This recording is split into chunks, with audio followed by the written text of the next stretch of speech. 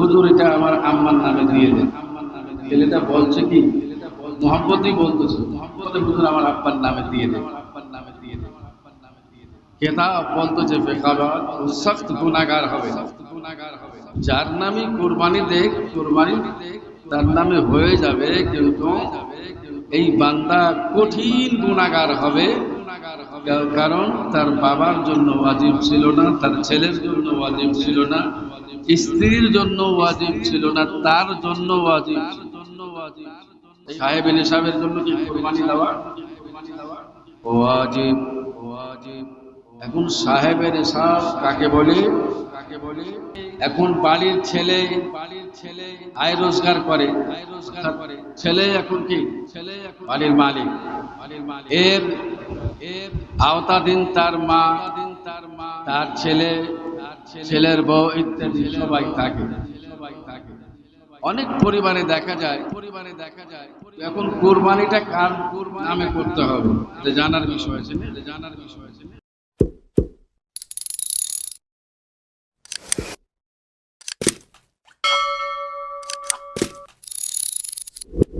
আলহামদুলিল্লাহ ওয়া কাফা ওয়া সালামুন আলা ইবাদিহিল্লাযীনা ইসতাফা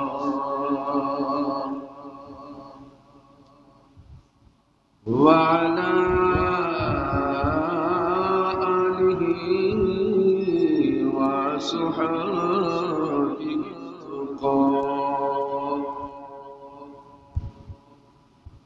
الذي أرسل رسوله بالهدى عالم الأولين والآخرين سيد الأولين والآخرين لا نبي بعده ولا رسول بعده هو رحمة للعالمين.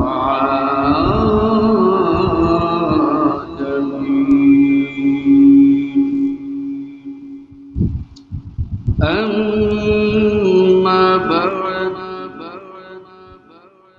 فأعوذ بالله من الشيطان الرجيم.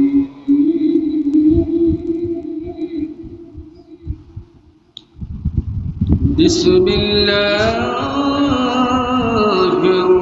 الرحمن الرحيم.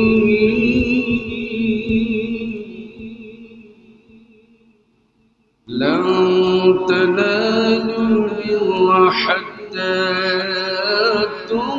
تنفقوا مما تحبون.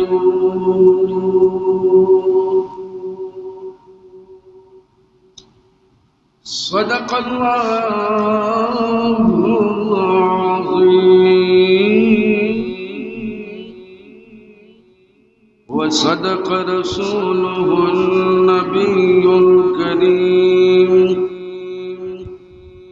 ونحن على ذلك لمن الشاهدين والشاكرين أن الحمد لله رب العالمين. وعن أبي هريرة قال قال رسول الله صلى الله تعالى عليه وسلم من وجد سعة ولم يضحي فلا يقربن مصلانا. وعن عمر بن الخطاب رضي الله تعالى عنه قال قال رسول الله صلى الله عليه وسلم إن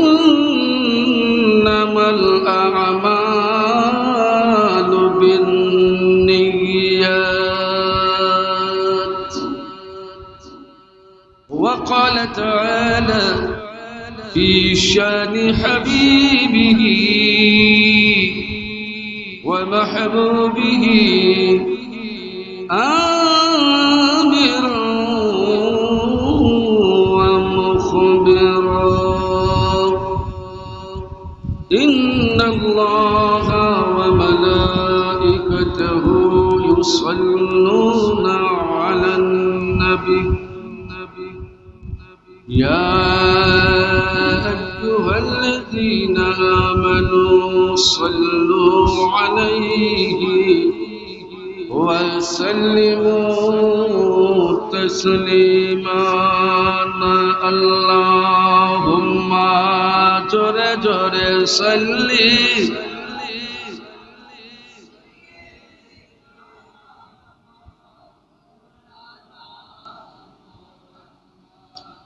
وعلى آل سيدنا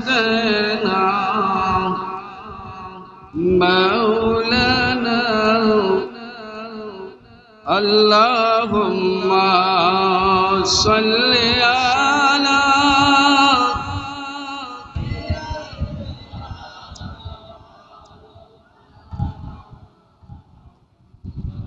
وعلى آل سيدنا شافعنا محمد محترم والمكرم قابل صدر الاحترام مصلي الكرام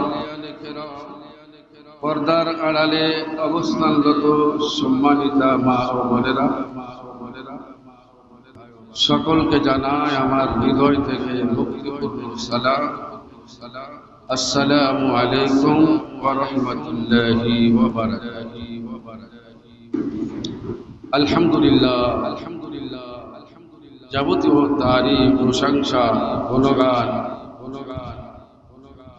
সিফত সানা মহান আল্লাহ তাবারক ওয়া তাআলার জন্য যিনি অত্যন্ত মেহেরবানি করে দয়া করে মহব্বত করে বাঁচাই করে আমাদেরকে আরবি মাসের 11তম মাসের শেষ জুমা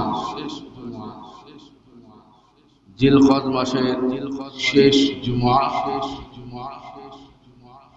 এরপরে পবিত্র জিলহজ মাস শুরু হয়ে যাবে যেই মাসে ইসলামের ইয়াদগার হযরত ইব্রাহিম খলিলুল্লাহ আলাইহিস সালামের ইয়াদগার ঈদুল আযহা এবং কুরবানি পশু জবাই করা হবে এই মর্মে আমি কোরআনে কারিমা থেকে একটি আয়াত পড়েছি চতুর্থ পারার প্রথম আয়াত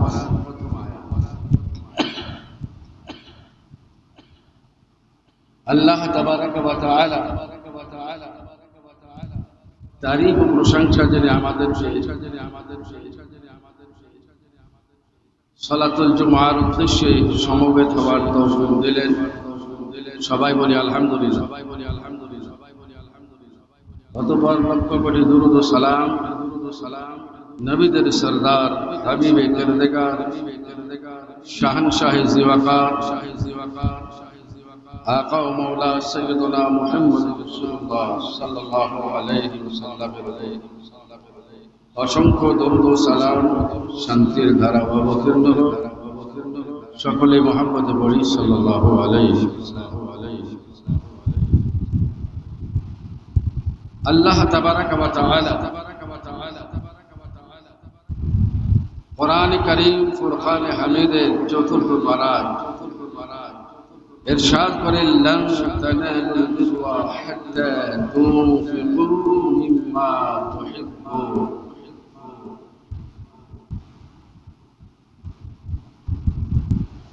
কখনো তারা সওয়াব অর্থাৎ নেকি পাবে না।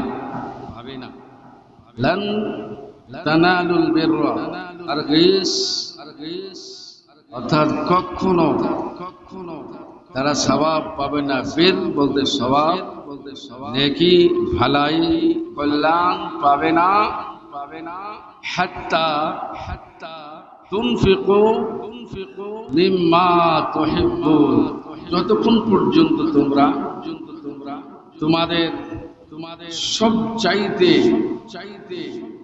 মহব্বতের জিনিস, পছন্দনীয় জিনিস আল্লাহর রাস্তায় খরচ না করবে, ততক্ষণ পর্যন্ত কেউ সওয়াব পাবে না। এটা কার আদেশ?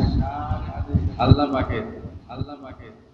যতক্ষণ তোমরা নিজের মহব্বতের বস্তু বিসর্জন না দিবে, ততক্ষণ পর্যন্ত তোমরা সওয়াব পাবে না। বেরাদারনে মিল্লাত ইসলামিয়া, জান্নাতি রমণীদের সরদারনি, রাসূল পাকের দুলারি, ইমাম হাসান হুসাইনের আম্মা জান মাওলা আলী কাররামাল্লাহ ওয়াজহুল কারীম শরীকে হায়াত, তিনি একটি নতুন পোশাক তৈরি করলেন। এখনো ওই পোশাকটি পরিধান করেন না। কোথা থেকে একজন ভিক্ষুক সাইয়্যিদা ফাতেমাতুজ জাহরা রাদিয়াল্লাহু তাআলা আনহার বাড়িতে ভিক্ষা চাইলেন এবং সাথে সাথে আরজ করলেন, হে নবীর কলেজার টুকরা, যদি আপনার কোনো একটা পুরাতন পোশাক থাকে, ওই পোশাকটা আপনি আমাকে দান করুন।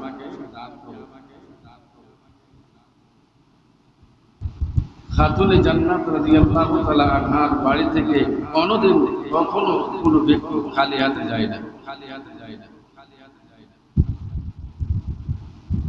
খাতুনে জান্নাত রাদিয়াল্লাহু তাআলা আনহা বাড়ির ভিতরে গেলেন।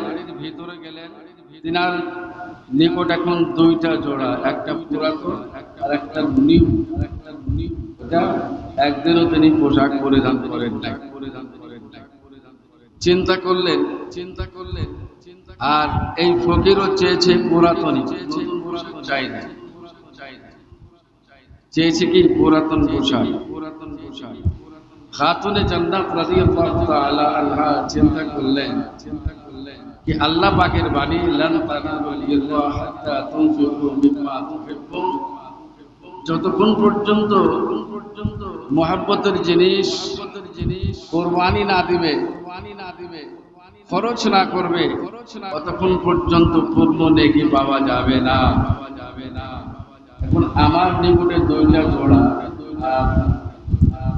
এটা দুইটা জোড়ার মধ্যে প্রত্যেক মানুষের কাজ নতুনটাই প্রিয় হয়, নতুনটা প্রিয় হয়। চিন্তা করলেন আমি যদি এই পুরাতনটা দান করে দিই, তাহলে আল্লাহর কোরআন লান তানালুল বিররা এই আয়াত মোতাবেক হবে না।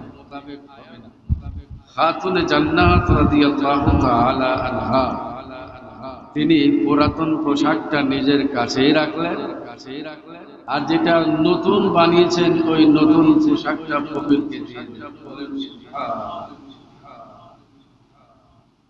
এটি হচ্ছে রাসূল পাকের ঘরানা। রাসূল পাকের আওলাদের এই দান বীরত্ব, যিনারা সদা সর্বদা কোরআন ও হাদিস এর আয়াত ও হাদিসকে যিনারা সদা সর্বদা প্রাধান্য দিতেন। বেরাদারনে মিল্লাত ইসলামিয়া, সামনে মাসেই আমাদের মুসলমানদের মধ্যে লক্ষ লক্ষ মানুষ কুরবানি করবেন। কারণ কুরবানি প্রত্যেক সাহেবে নিসাবের উপর ফরজ, এই ওয়াজিব। সাহেবে নিসাবের জন্য কি কুরবানি দেওয়া ওয়াজিব। এখন সাহেবে নিসাব কাকে বলে? যেই ব্যক্তির নিকট 7.5 তোলা স্বর্ণ অথবা 52.5 তোলা ভরি রূপা অথবা এই 52.5 ভরি রূপার পরিমাণে কোনো ব্যবসায়ী সামগ্রী হোক অথবা ব্যবসায়ী ছাড়া হোক, টাকা পয়সা বা অন্য কিছু যদি জমা থাকে আর এটা তার প্রয়োজন ছাড়া যদি অতিরিক্ত হয় আর এটার পরিমাণ যদি 52.5 ভরি রূপা খরিদ করার সমান হয়ে যায়, তাহলে এটা আল্লাহর পক্ষ থেকে তার জন্য কুরবানি করা ওয়াজিব, মানে কি বাধ্যতা। বর্তমান বাজারে রূপার দাম 4200 টাকা ভরি। এখন 52.5 ভরির দাম কত লাগে ওটা হিসাব করে যদি এই পরিমাণ কারো কাছে টাকা থাকে, তাকে অবশ্যই তাকে কুরবানি দেওয়া দিতেই হবে। যদি কুরবানি না দেয়, কাল হাসরের ময়দানে আল্লাহর কাঠগড়ায় তাকে জবাবদিহি করতে হবে। এখন একই ঘরে একই মাসালা শুনুন, একই বাড়িতে ছেলের কাছেও অতটা সম্পদ আছে, বাবার কাছেও ওই পরিমাণ অর্থ আছে, মায়ের কাছেও আছে, স্ত্রীর কাছেও আছে। তাহলে ওই বাড়ির যে গার্জেন অর্থাৎ যে পরামানিক, তার পক্ষ থেকে একটা কুরবানি দিয়ে দিলে কি সবারই পক্ষ থেকে হবে? বলে না। ওই বাড়ির ছেলের ওপরও ওয়াজিব, বাবার ওপরও ওয়াজিব, মায়ের ওপরও ওয়াজিব, স্ত্রীর ওপরও ওয়াজিব। যার কাছে এতটা পরিমাণ অর্থ জমা আছে, প্রত্যেকের নামে কুরবানি করা ওয়াজিব। ওয়াজিব মানে কি বাধ্যতা।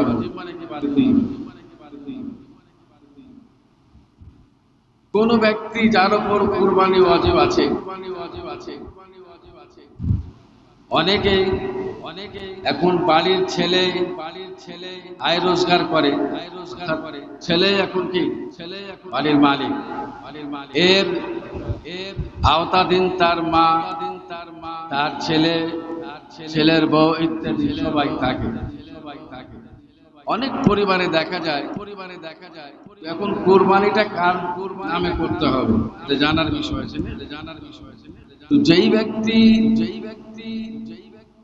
পয়সা উপার্জন করতেছে সেই হচ্ছে কি প্রকৃত মালিক।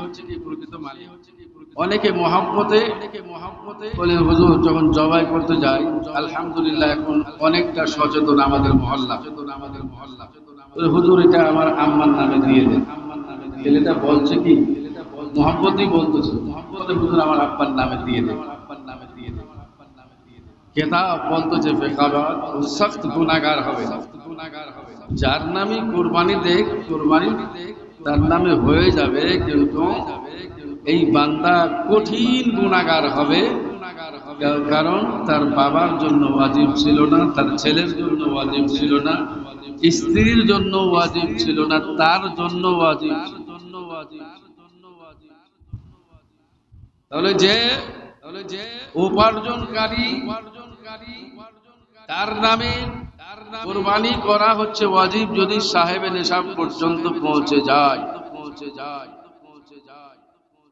অনেকেই হয়তো ধারণা করে যে জীবনে একবার কুরবানি দিয়ে দিলে হয়ে গেল, ওয়াজিব শেষ। বলে না, ও যতদিন পর্যন্ত সাহেবে নিসাব থাকবে,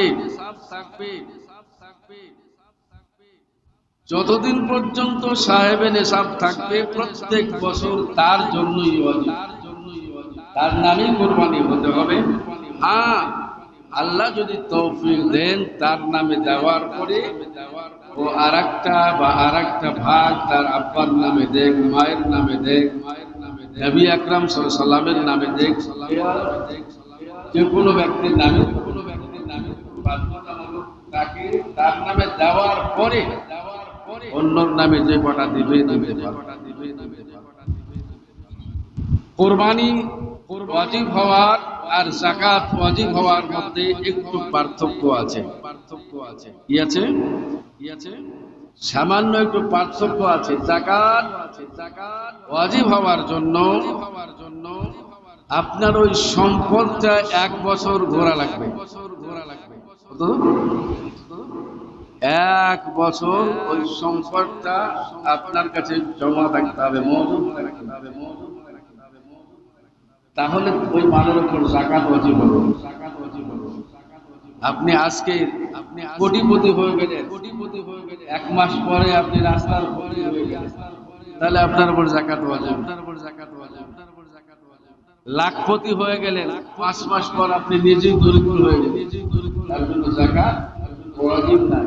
পূর্ণ 1 বছর ঘোরা লাগবে, এর জন্য যাকাত ওয়াজিব। আর কুরবানি যদি 10ই জিলহজ থেকে নিয়ে 12ই জিলহজ 10, 11, 12 3 দিন কুরবানি হয়। এই দিনের মধ্যে সন্ধ্যার আগা পর্যন্ত কেউ যদি হঠাৎ বড়লোক হয়ে যায়, 10 তারিখে কিংবা 11 তারিখে কিংবা 12 তারিখে এত মালের মালিক হয়ে গেল যে সাহেবে নেশাব পর্যন্ত তার অর্থ তার কাছে মওজুদ হয়ে গেছে, তাহলে এটা 1 বছর থাকার প্রয়োজন নাই। ওই 3 দিনের মধ্যে 1 দিনের জন্য যদি এতটা সম্পদের মালিক হয়ে যায়, তাহলে তার জন্য কুরবানি ওয়াজিব হয়ে যায়।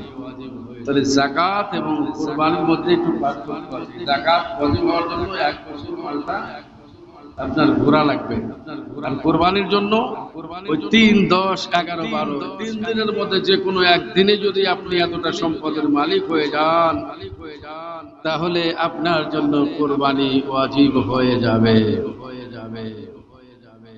এখন আল্লাহর নবী বলতেছেন, একটা হাদিস শুনেন।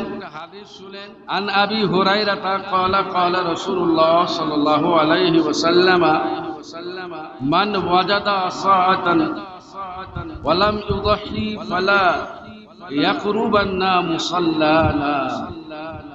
এটা ইবনে মাজাহ শরীফের হাদিস। রাবিকুল সম্রাট হযরত আবু হুরায়রা রাদিয়াল্লাহু তাআলা আনহু এই হাদিস কানে বর্ণনা করেন। ক্বালা রাসূলুল্লাহ সাল্লাল্লাহু আলাইহি ওয়াসাল্লাম মান ওয়াজাদা সাআতান, যেই ব্যক্তির এই তৌফিক আছে, কুরবানি দেওয়ার মতো সম্পদ আছে, অর্থাৎ সাহেবে নেশাব। কি হলো? সাহেবে নেশাব পরিমাণ তার কাছে যদি অর্থ সম্পদ জমা থাকে, বলছে লাম ইউদাহি, অথচ সে যদি কুরবানি না দেয়, কুরবানি দেওয়ার মতো তার কি আছে? অর্থ আছে। অর্থাৎ 52 ভরি রূপা যে দাম, এই মূল্য তার কাছে আছে, বা অন্য কোনো সম্পদ আছে, এটা থাকার পরেও যদি সেই ব্যক্তি কুরবানি না দেয়,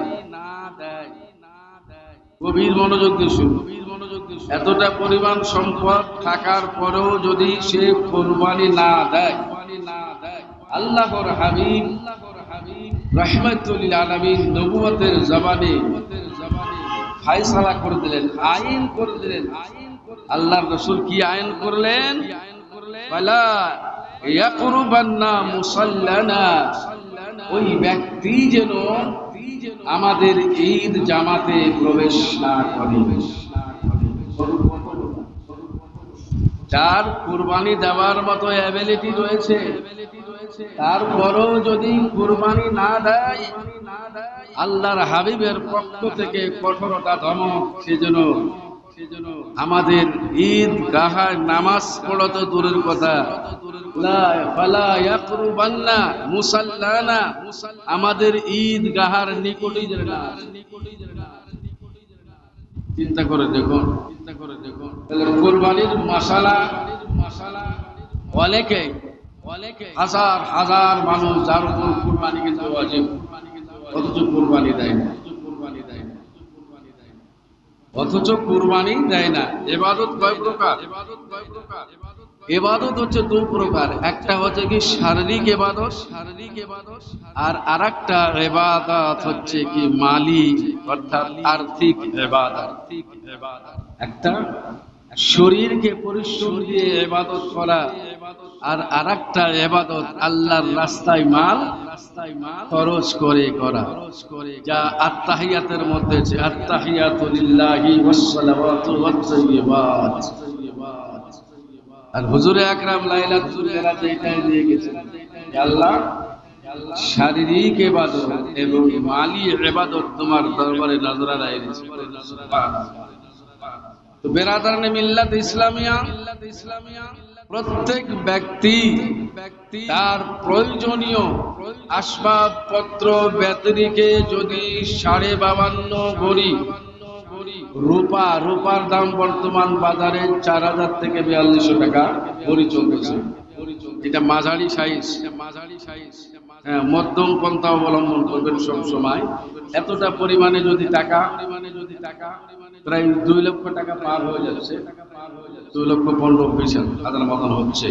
এতটা পরিমাণ যদি কারোর সম্পদ জমা থাকে, তার উপরে আল্লাহর পক্ষ থেকে কুরবানি করা কি ওয়াজিব। তো বেরাদানে মিল্লাত ইসলামিয়া যারা কুরবানি দিবেন, এই বিষয়ে আমি একটি বুখারী শরীফের হাদিস পড়েছি আপনাদের খেদমতে। ইমামে বুখারী 3 লক্ষ হাদিসের হাফেজ। এই 3 লক্ষ হাদিসের মধ্যে গোটা হাদিসগুলোকে তিনি মৈথুন করে ছাঁটাই বাছাই করে তিনার বিবেকে সবচাইতে যে হাদিসটা দামি মনে হয়েছে, ওই হাদিসটাকেই বুখারী শরীফের প্রথমে আছে। তাহলে সবচাইতে দামি হাদিস কোনটা? ইন্নামাল আমালু বিন্নিয়াত। প্রত্যেকটা কাজের ফলাফল হচ্ছে কিসের উপর? নিয়তের উপর নির্ভর। ইমাম বুখারী আবু আব্দুল্লাহ ইসমাইল বুখারীর নিকটে মনে হচ্ছে এই হাদিসটি সবচেয়ে দামি বেশি। ইন্নামাল আমালু বিন্নিয়াত। প্রত্যেকটা কর্মের ফল হচ্ছে নিয়তের উপর নির্ভরশীল। বেরাদারানে মিল্লাত ইসলামিয়া, এজন্য রাসূল পাক বলেছেন, বান্দা যখন কোনো নেক আমল করে, তো এই নেক আমলের প্রতিদান আল্লাহ পাক 10 থেকে বাড়াতে 700 গুণ পর্যন্ত বাড়িয়ে দেন। বলুন সুবহানাল্লাহ।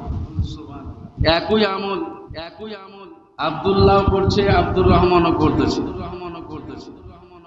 যতটুকু সূরা পড়ছে আব্দুর রহমান, ততটুকু সূরা পড়েছে আব্দুল্লাহ। জয় রাকাত আব্দুল্লাহ পড়েছে, তত রাকাত আব্দুর রহমানও পড়েছে।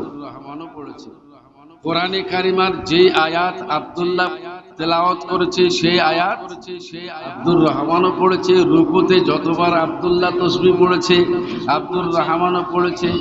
সাজদায় যতবার আব্দুল্লাহ পড়েছে, ততবার আব্দুর রহমানও পড়েছে। কিন্তু দেখা যাচ্ছে আল্লাহ পাক আব্দুল্লাহকে দিয়েছেন 10 নেকি, আব্দুর রহমানকে দিয়েছে 700 নেকি।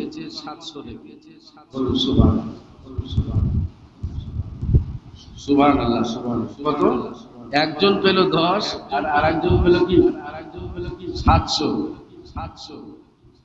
এটা পরিশ্রমের দিক দিয়ে না, সমানের দিক দিয়ে না, এটা হচ্ছে ইখলাসের দিক দিয়ে। অর্থাৎ যার মধ্যে যতটা ইখলাস, যার মধ্যে যতটা মহব্বত রয়েছে, যে মহব্বতের সহিত আমল করেছে, আল্লাহ পাক এই মহব্বতের কারণে 10 থেকে বাড়াতে 700 গুণ পর্যন্ত বাড়িয়ে দিয়েছে। নামাজ হোক, রোজা হোক, হজ হোক, যাকাত হোক, কুরবানি হোক, দান খায়রাত যা কিছু হোক না কেন, আমল করলে এই আমল কবুলিয়াতের জন্য দুইটা শর্ত। যে কোনো আমল কবুল হওয়ার জন্য কয়টা শর্ত? একটু কথা বলেন, কয়টা? দুইটা শর্ত। এই দুইটা শর্ত যদি না পাওয়া যায়, আমল করেও কোনো লাভ হয় না। এই জন্য ইমাম গাজ্জালি একটা হাদিস এনেছেন,